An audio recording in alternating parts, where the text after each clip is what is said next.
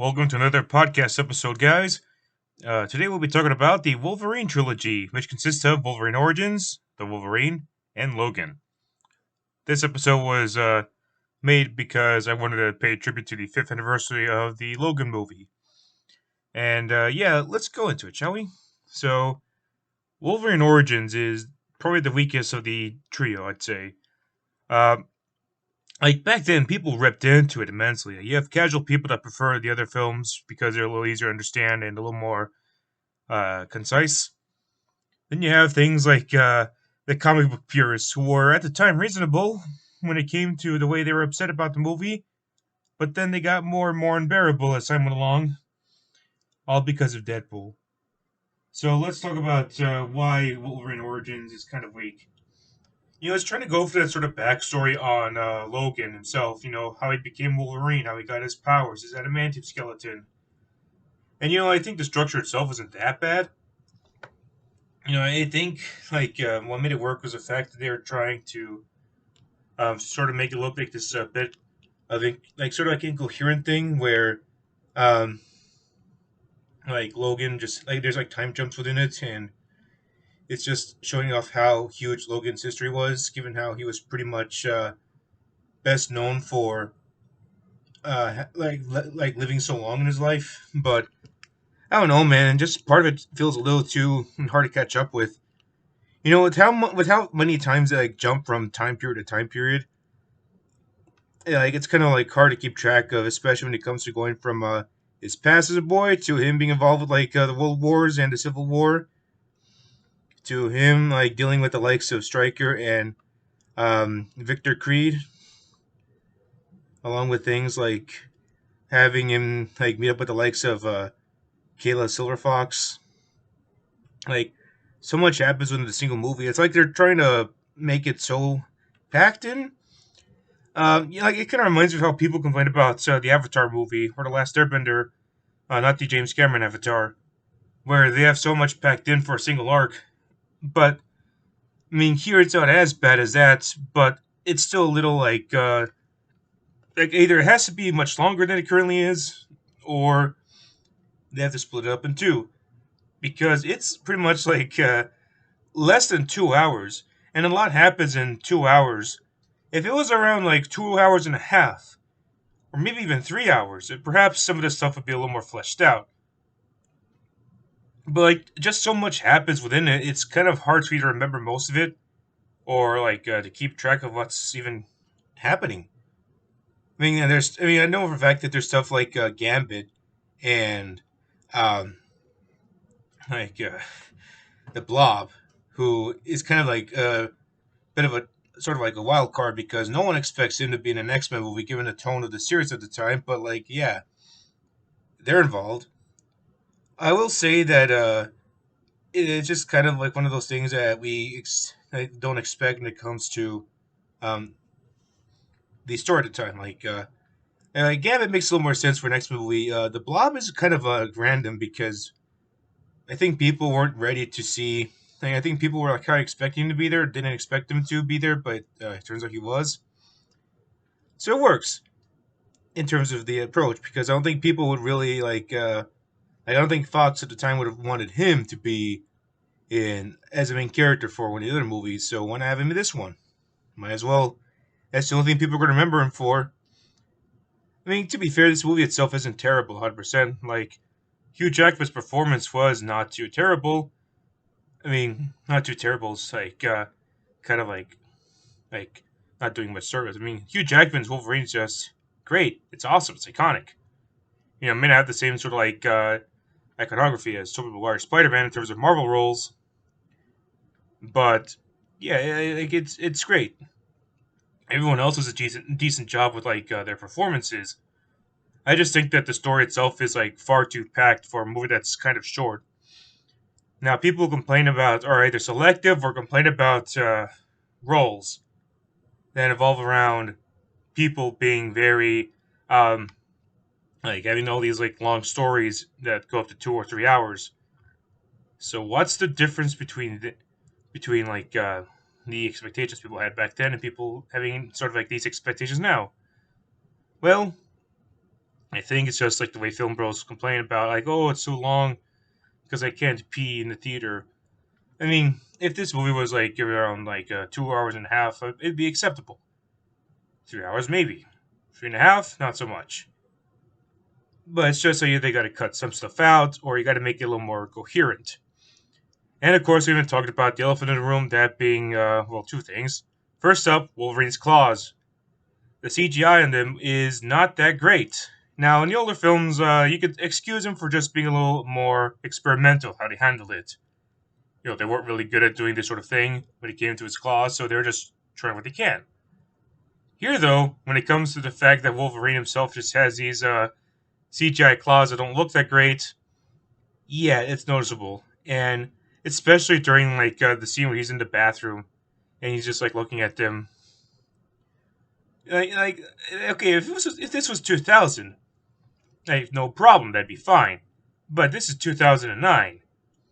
By that point, the claws should be much more refined than they were back in nearly a decade ago. Thankfully, his claws have looked better since then. But man, they just, that's just like what kind of like something sad about Wolverine Origins, if you ask me. But the one thing that I've seen people complain about, especially nerds, was the treatment of Wade Wilson, or in this case, known as Weapon XI or Weapon 11, which, yeah, like it's kind of like a reference to, the fact that they're trying to make it like make it sort of like.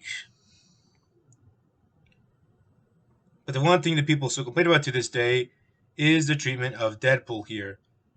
Now, being dubbed the Mutant Killer, they are pretty much taking all the powers of the mutants and making them into this Barakapool looking guy.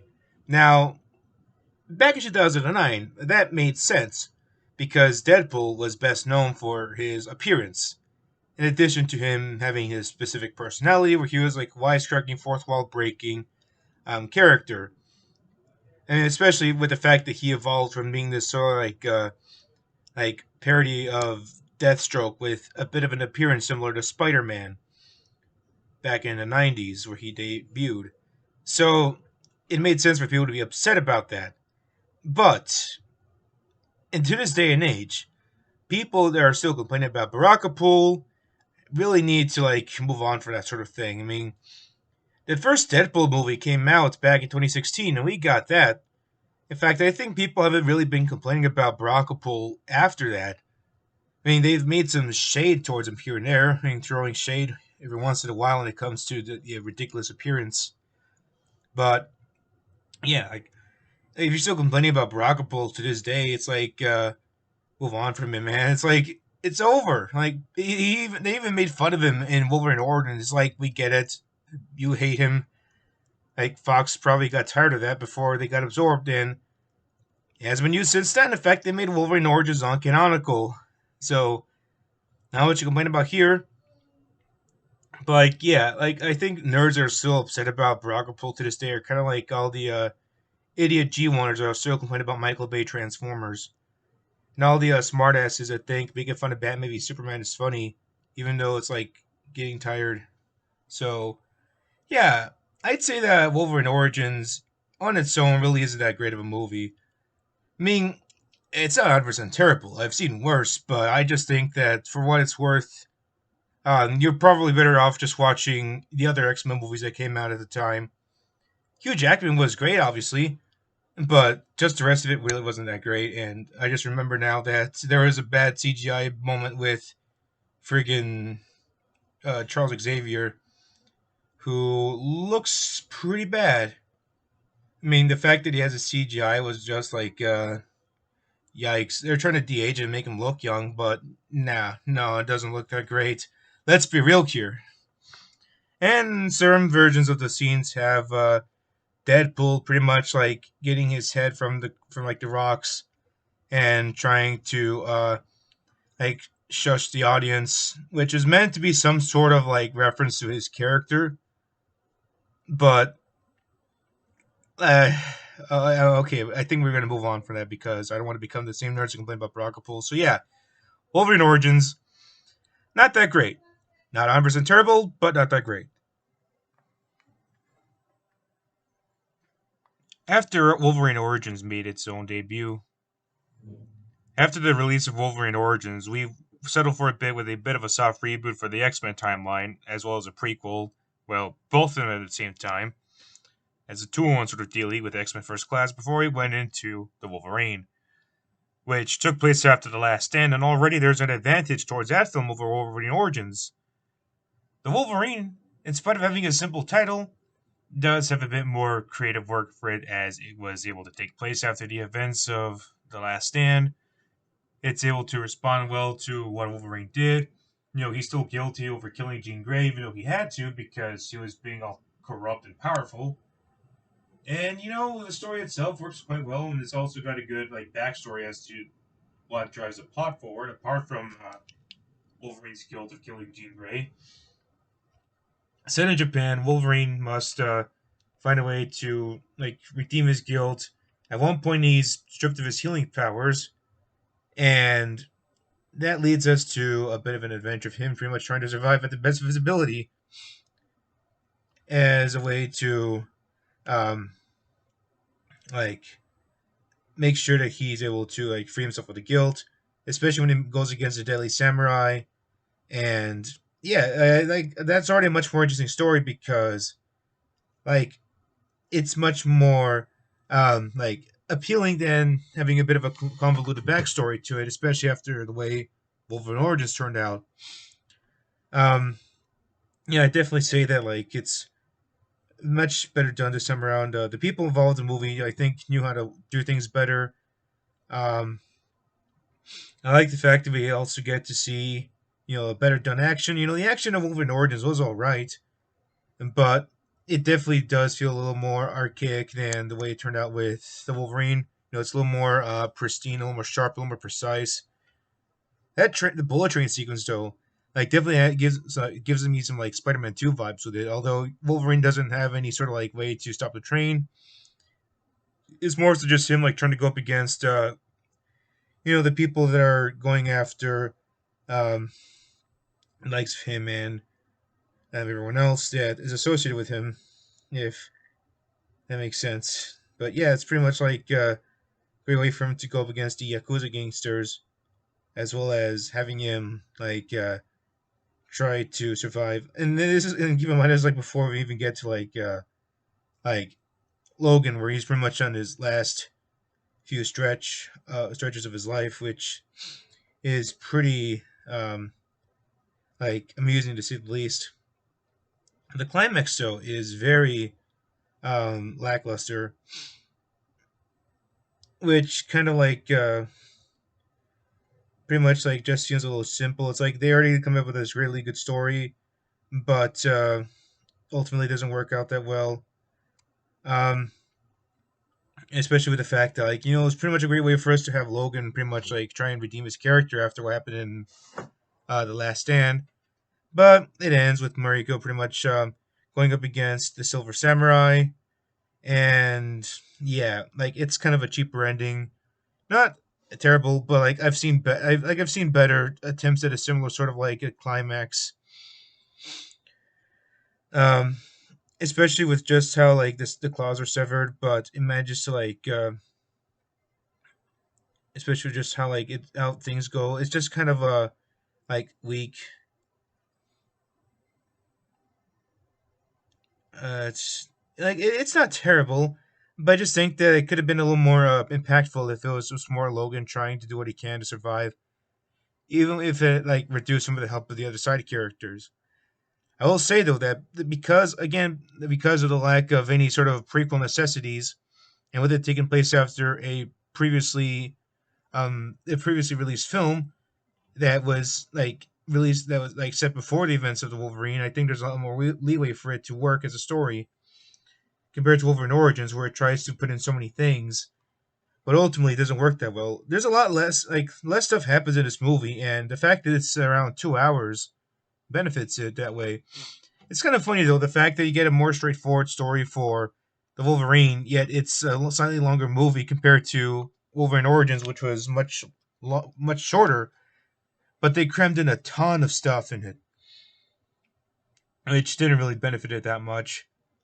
At the end of it, though, like we get ourselves the return to the United States, and we also get an announcement from, well, not really an announcement, more so just a meeting with Charles Xavier and Eric Lesnar, who we've last seen in The Last Stand. Charles surviving the events of that movie. And, it pretty much like sets us up for Days of Future Past, which was released a year later. And Hot Mama, there's a lot to talk about that movie that I just love. And especially now the fact to talk about the weapon, which was pretty much the Sentinels that are going to kill the mutants. And of course, as we find out, the mutants start to not only get extinct, but they're also going after the human race, and the X-Men have to do what they can to pretty much prevent this from happening. And that's a lot that we're going to delve into when we ever get to review Days of Future Past. But yeah, the Wolverine itself, like I said, is like a lot more straightforward of a movie than Wolverine Origins. There are some things that I don't think would be as memorable as the previously released movies or the first one, or even like Wolverine Origins, just because the things that were ridiculous in that one. But I think the things that make Wolverine, like the Wolverine, much stronger is just the fact that it's easier to follow, and like you get a much better like backbone for the story in terms of like the fact that Wolverine at one point encountered someone that he knew during World War II, as well as him being guilty of killing Jean Grey. So I definitely say that Wolverine itself is a pretty solid watch all around. As for Logan, though, I think it's a different breed of its own. If like if the Wolverine was much more inspired by like the action films that were released in Japan, but modernized with the context of X Men, I'd say that Logan has a huge like Wild West influence. Very much so in like the setting, um, the fact that Logan's on the run from the like bigger name people that are in the sort of world that he inhabits. The fact that every resource that he has to last and be worth what's got, especially with how unlikely it is for him to get anything like that in his last few days of living. And yeah, like Logan was pretty much like hyped up as being the one last time sort of gig, which I think the Walt Disney Company is going to forget about if we ever see Wolverine and Charles Xavier return in Doctor Strange: Multiverse of Madness. Yes, I know people are going to be like, "Oh, but that movie's going to be so great that Sam Raimi's directing it. MCU is going to be greatly eaten good." Which, yeah, sure, if you're like a guy that consumes product and be excited for next product, that's fine. But I think that's going to be kind of annoying that they've made this big deal about Wolverine and Xavier pretty much being in the last few stretches of their careers, and now they're pretty much going to be like they're going to bring it back and just be like, "Oh, no worry, guys, we got fan service here." Um, it's just kind of one of those things that's like I get what they're going for, but do I have to pull up the sign about the purpose of Logan?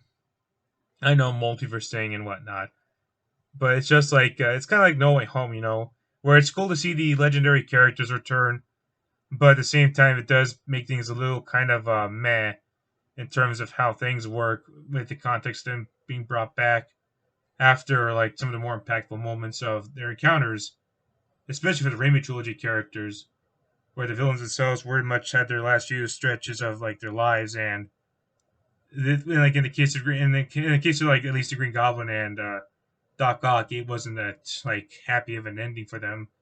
And I keep on saying last few stretch, aren't I? But yeah, Logan is definitely a different breed of its own. Very violent, very R-rated influenced, and hot take, I will say that the R rating definitely works here than it does for BVS Ultimate Edition and Zack Snyder's Justice League. Now stop right there before you think that's a slander towards those two films. I don't want to hear any people like, oh, you're slandering the Snyder Cut. Like, no, I'm fucking not. Like this. All I'm just saying is that like I think the R rating works a little better for Logan because the violence, like the tone, and just the overall like spirit of the film like works better because like you compare that to like the Snyder Cut. Like Snyder Cut feels very tame for an R-rated movie. At its best, it feels like a hardcore PG-13 movie compared to Logan. And the same goes for BVS Ultimate Edition. Like I know they showed a bit of like naked Ben Affleck from when Bruce Wayne was showering, and I know at least there might have been a swear word edit here and there, either that or like they kept the same like swear word that we heard Bruce say for the movie, but like that's like small compared to the sort of like vulgarity that's heard in Logan, where it's a lot more rough and a lot more like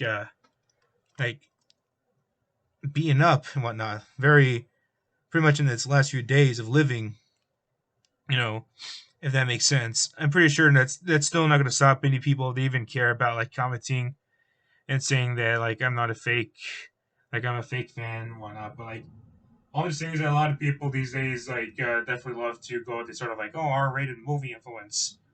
But yeah, I just think that Logan works it better. I'd say another example that would work well with it would probably be like Joker, just because the film feels very uncomfortable with its sort of like psychological approach. And before anyone asks, no, I don't think it works for the Suicide Squad because the Suicide Squad is just like throwing shit at the wall, see what sticks. It's child's play, and I don't really care about it either. So yeah, back to Logan. I'd say that the movie itself is probably the strongest one. I mean, people probably like, oh my god, the guy Ryan Reynolds score, and it's very high. But for me personally, I think it's just the journey. You know, in a time period we could pretty much like joke about the MCU making these movies endlessly about the superheroes. Like we can almost imagine an Iron Man 7 in the year 2049, or an Incredible Hulk 18 in the year of 2076. Logan at least makes sure that it ends in a specific amount of time. Like, sure, we've had fewer movies from the X Men series than we have the MCU, but in this case, I think less is more because we get a sense that, there's not this sort of mindset like, oh, like we're gonna make all these tons of movies because there's a lot of merchandise to be sold. Don't ask questions, just consume the product and be excited for next product. Nor is it really much of a case of of them pretty much saying like, oh, here's this massive like outline for Wolverine's journey from beginning to end. It's more of a case of just them saying like, okay, let's make one part of Wolverine's journey, and then we're gonna build the next one from there. We get to pretty much have Wolverine as the center for the original trilogy. Then we have him get all the focus for Wolverine Origins, which was a prequel. After that, we pretty much get a cameo from him in First Class, showing off a glimpse of what he's been doing in between certain events and movies. Then we go back and forth that sort of thing with Days of Future Past, where he gets a spotlight. Then an Apocalypse, where he's pretty much taking a back seat and gets a cameo. And then Logan, where we pretty much see him in his last few days. And let me tell you that the performances of like a bruised, beaten up, and aging Logan and a terminally ill Charles Xavier is just like painfully beautiful. That makes any sense because like just the fact that we see them in having seen better days, especially poor Charles boy, who occasionally gets a seizure and it requires him to get his insulin shot so he doesn't kill anyone that's around him. You get a sense that it feels organic. Like this would pretty much be like a thing that will impact mutants as much as what humans. Probably worse for the mutants than the humans would. And I especially like the inclusion of Laura, who is very much like assigned to the next generation of mutants, very much like Wolverine in terms of like her powers. In fact, I think they pretty much confirmed that like she has like a bit of like Wolverine's DNA in her, kind of alluding to the fact that she might have been like some sort of like offshoot type offspring, perhaps. Which it might sound weird. I may not be wording it right, but pretty much she's like a descendant of Wolverine, basically. And what especially works for this movie is the fact that it doesn't really feel like an average comic book movie. At best, feels like a noir film. Like not really noir. I mean, okay, Logan noir, black and white version. It looks even better. It definitely feels more. It definitely fits the vibe of just how fucked up everything is. But it has like this mix between like a graphic novel and a Wild West story, which works well in the context of Logan, especially considering the fact that it's pretty much the one last time thing that we're talking about here. And the ending is done up wonderfully with the fact that Wolverine, who was pretty much like the last of the original generation of X Men, at least from the original time period from the 2000s, in terms of like when we seen him in his debut, pretty much like die, and a new generation is taking over the roles. And while I don't expect any of them to suit up and become the next X-Men. Not that we need him to. At least get a sense that they're willing to continue on like the generation of mutants from here, knowing that no matter what the public eye thinks of him, that they too deserve to coexist alongside humans, which is one of the best things about the X-Men series, the fact that it tackles sort of like the way people should be accepting of one another, uh, and it's done very well with Logan, if you ask me, and the X Men series in general. Like the modern day comic book stuff will pretty much make it very tacky. Like I think a lot of comic books these days aren't really that forward thinking, nor are they really that clever with how to handle stuff. It's not really subtle. It's just very cringe inducing. But yeah, apart from that, like obvious stuff, Logan is just a wonderfully made movie, and you know, I I'm just very happy to see it once again after like you know not expecting the fifth anniversary to pop up this soon, but here we are. It's funny though. It's like the vibe of it, like the marketing, the trailers are just very somber. You definitely get a sense that like there's so little hope for them, but I think it works so well for the context of the Logan movie itself. I don't think we're gonna get a movie like Logan anytime soon under Disney, now that they own Fox. I mean, perhaps we will at some point, but all the plans for the X Men will pretty much be either just them making them as part of the MCU by retcons, or we're just going to get like an MCU-ified X Men series. But what do I know at this point? All I know so far is the fact that they're going to have Deadpool, Charles Xavier, most likely Wolverine in Multiverse of Madness. Well, maybe not Deadpool, but yeah, they already brought in like Quicksilver from the prequel trilogy era of the X Men movies, the First Class trilogy. So who knows what's going to happen? Honestly, though, I think the Quicksilver cameo works very well. I like that more than what I'm expecting from uh, like Charles Xavier's return because Quicksilver, like he's pretty much like the guy that I like watching because his sort of personality is different from everyone else. Whereas Charles Xavier, like you pretty much like remember him best for his death scene. And while they're not going to erase it permanently from Logan, I mean you can watch Logan. You don't have to watch Multiverse of Madness. I'm sure you will be annoyed still if you watch Multiverse of Madness. You see him alive, even though you've seen either him or a version of him pretty much die. But that does it for today. That's all I have to say for the Wolverine trilogy. It's been a crazy ride, especially one that's nearly lasted a decade with a few gaps in between because other X Men movies were released.